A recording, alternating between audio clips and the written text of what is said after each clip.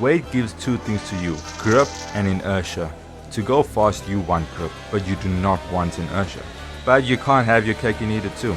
It's physically impossible to have perfect weight without any inertia. And you can argue there's downforce, and yes, it's used on race cars all the time because of how useful it is. It gives you grip without inertia, but it doesn't count because it's variable weight.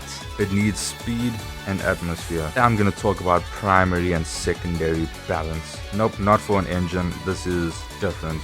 They're going to go head to head and we're going to see which one is actually more important. But before we get right into it, I need to explain tire grip and slip angle. Tire grip, it's face value, it's sliding friction. Slide something across the table, the harder it is to slide, the more grip it has. That's how your tires are on the road. When it comes to steering, slip angle is something you have to understand. When you turn the steering wheel, the tires do not completely turn as it might look, but they just don't. A car can't be driven with telepathy.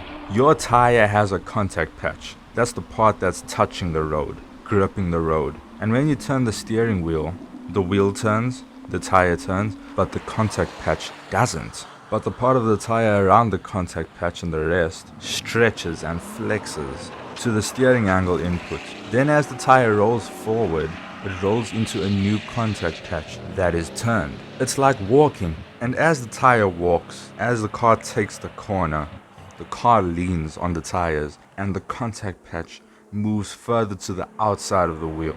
Now understeer would be where you turn the wheel and the contact patch slips into the steering angle. Then it's just gonna skid. Nothing's gonna happen. Now many cars and tires are different in the way they respond to steering input. Your cornering is divided into 3 sections: entrance, mid-corner and exit.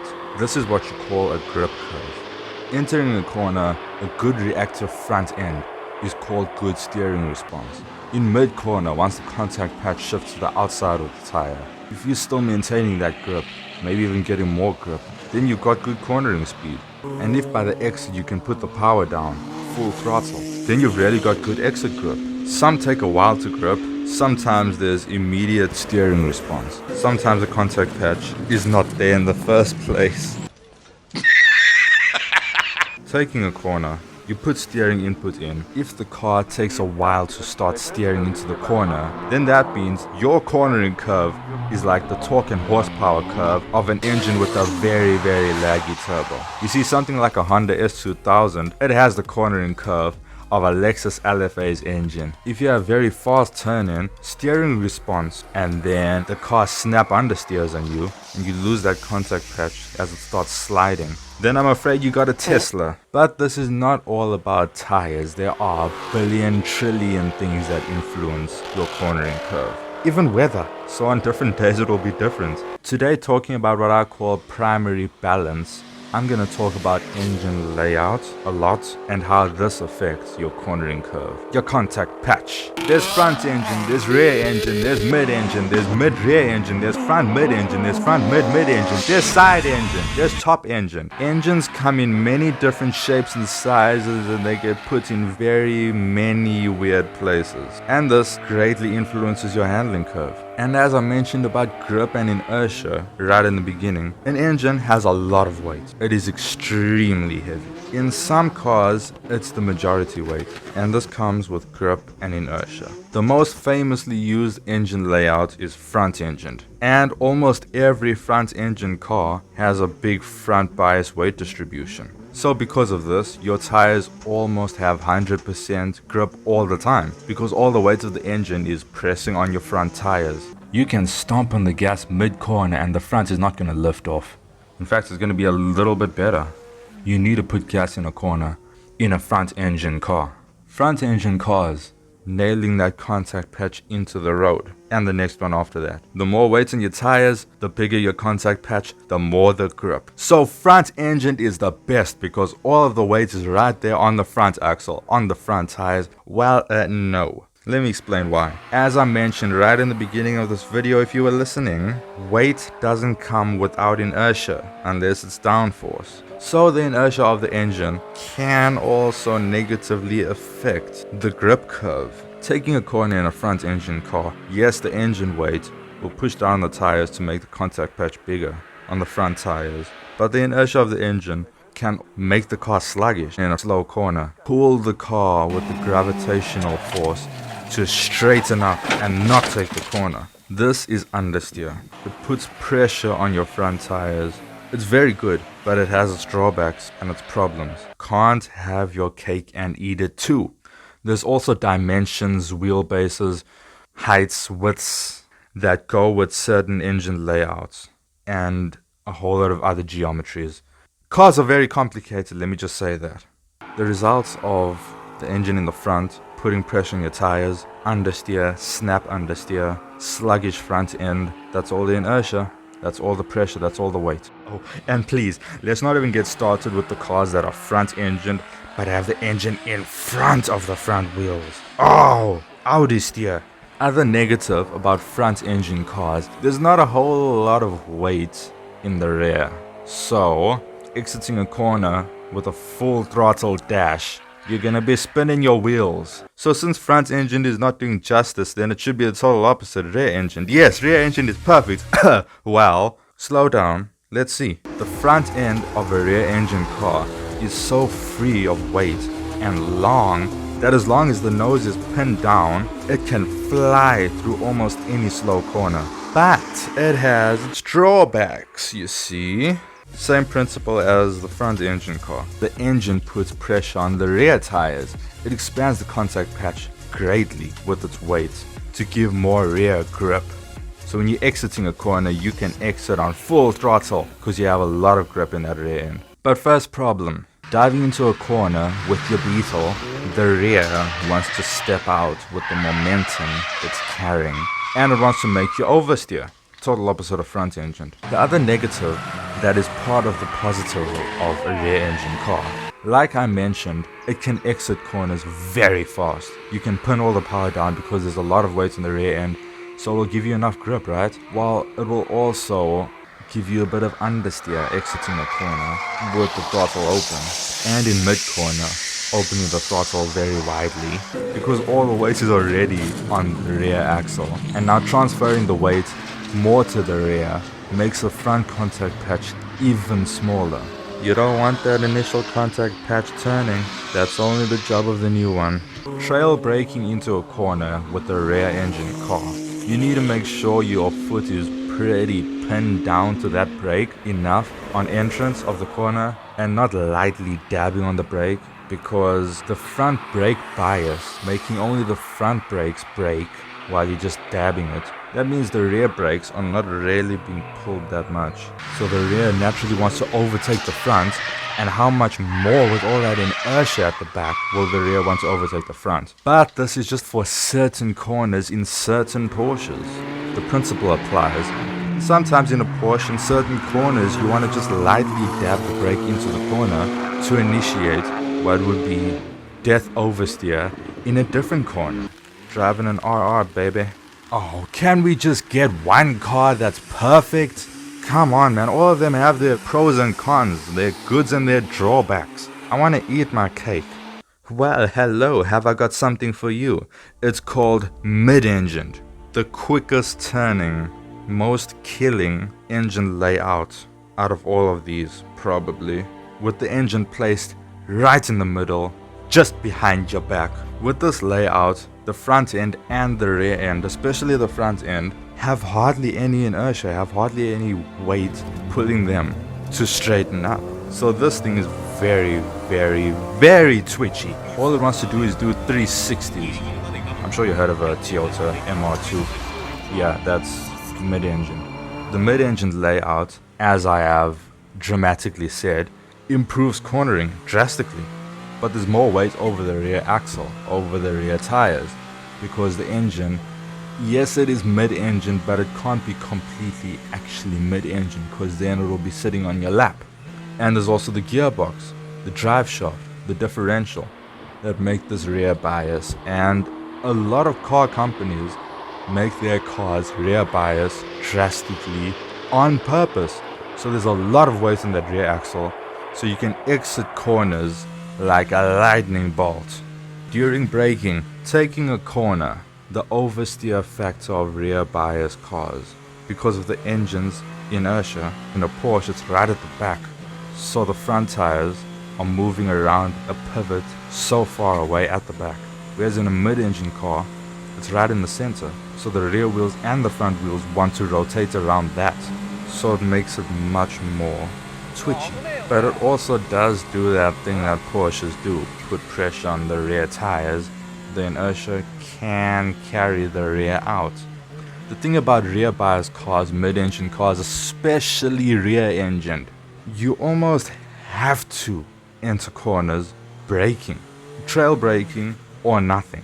If you want to go ultimately fast, you need to dip that nose down into the tarmac because all the weight is right at the back. What you're doing in a mid-engine car, in a rear-engine car, whatever extreme rear bias weight distributed car, you're constantly balancing it. You're constantly trying to get the perfect balance for the corner, entrance, mid-corner and exit. Because even lifting off the throttle, dabbing the brake in an extremely gentle bend in a mid-engine car will make the car oversteer. Because that midway twitching is pushing. That's why gears are such good friends. Let me explain a little thing. When you're coming towards a corner in an FF, if you downshift just before the corner, the engine will be drastically slowing down the front wheels at the entrance of the corner and during the corner. That will greatly make it oversteer. Now in a rear wheel drive car, when you downshift, the rear wheels drastically slow down. If you're in mid-corner and you do this wrong, it can make the car drastically understeer, leaving the rear end behind to not follow the front end. But if you do it right, you can eliminate oversteer perfectly.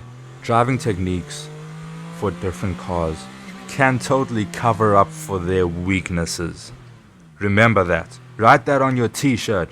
There's also a rear mid-engine that's not very different. It's just in between a Beetle and 4GT. It's a car in a midlife crisis. It moves the pivot of rotation a little bit more back, so the rear end is a little less twitchy, and there's more grip on the rear axle so you can exit corners faster. By the way, the 4GT and the Honda NSX first gen, that's rear wheel drive, are two of the greatest cars ever made. But no, I'm still not satisfied. Why is the front end lifting whenever I open the throttle? Why is it so twitchy when I don't want it to be? Why does it want to death oversteer on me whenever I just turn the wheel? Well, my friend, there's one more, and it is my personal favorite. Front mid-engined. This changes everything. It's its own engine layout.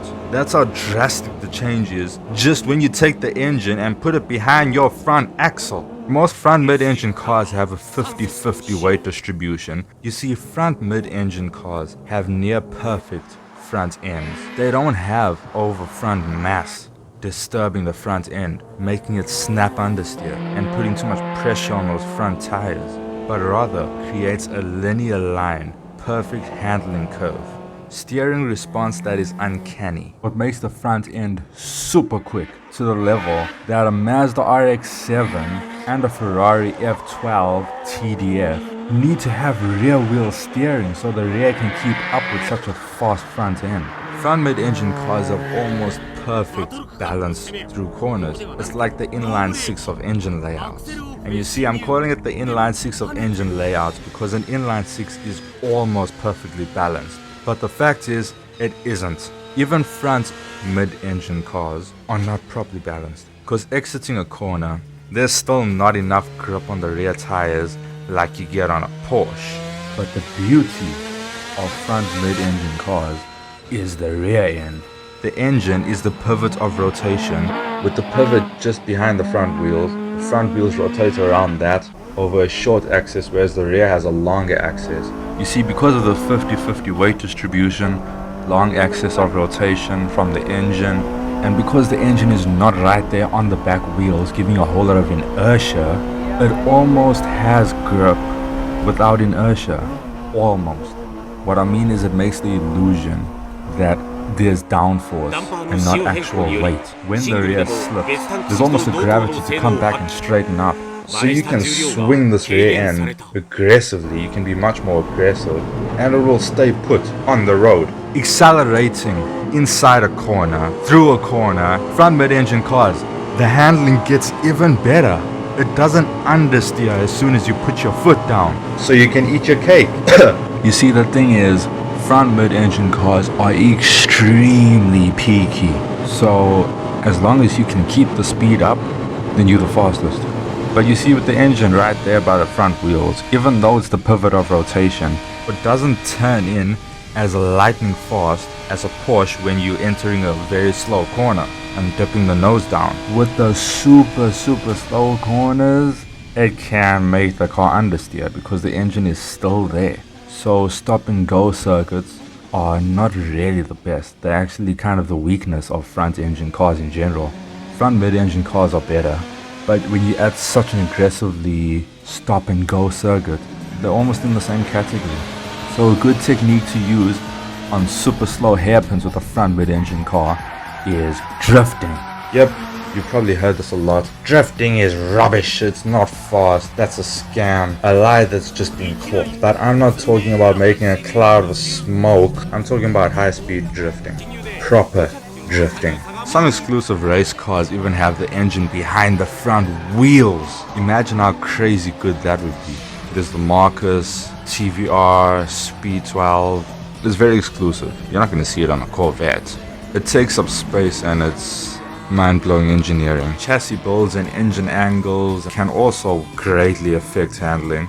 To make certain cars like an A86 Toyota Corolla and a Nissan S15 perform close to a front mid-engine car, they have such good handling. I would take them out of the usual front engine car category and put them in a special one. So now you know primary balance, but let's talk about secondary balance. Know the difference between taking a corner at 3.8 lateral Gs and a car with good handling. Just because your car can corner that fast doesn't mean it handles well. Let me break it down. Secondary balance refers to a balance of all driver inputs, including acceleration, braking, and grip. If your car can pull 2 lateral Gs, well, great, but it has 2,500 horsepower and it's making skids every time you feather the throttle, well then, subjective to a bad driver, it's gonna seem like the car has zero grip. Bruh, you're just a bad driver. A driver with honed throttle skills will probably be able to break the Nürburgring lap record with such a car. This is an imbalance of horsepower and the grip of the car. Some amazing cars that a lot of drivers have said are almost perfectly balanced cars are the Honda NSX, Porsche GT3 RS, a Lexus LFA, Ferrari 458, Ferrari 296, Toyota A86, Honda S2000, Dodge Viper TA. Yep, the Dodge Viper, it does not have the reputation of being a balanced car. In the past it was usually a missile on 4 wooden wheels. But the last gen Viper turned out to be one of the greatest handling cars ever. It's the American Honda S2000. Now looking at some of the worst balanced cars, a Chevrolet Exorcist. It has a 1,000 horsepower upgrade from the standard Camaro, but no upgraded brakes. And it's not amazing in cornering, so that's a big unbalance. Now, you can make up for bad brakes by downshifting and letting the engine slow the car down, but that can only cover up to a point. It is still a very unbalanced car. Secondary imbalance is just a balance of all driver inputs, and grip, it's a balance of every part of the car working in harmony at the same performance level. What do you think is more important, primary or secondary balance? Write in the comments below. I hope you enjoyed watching this video of Pistonfury. I'm gonna be bringing out a lot more content like this, so subscribe and click your notification bell so you don't miss them videos. Check in my piston head.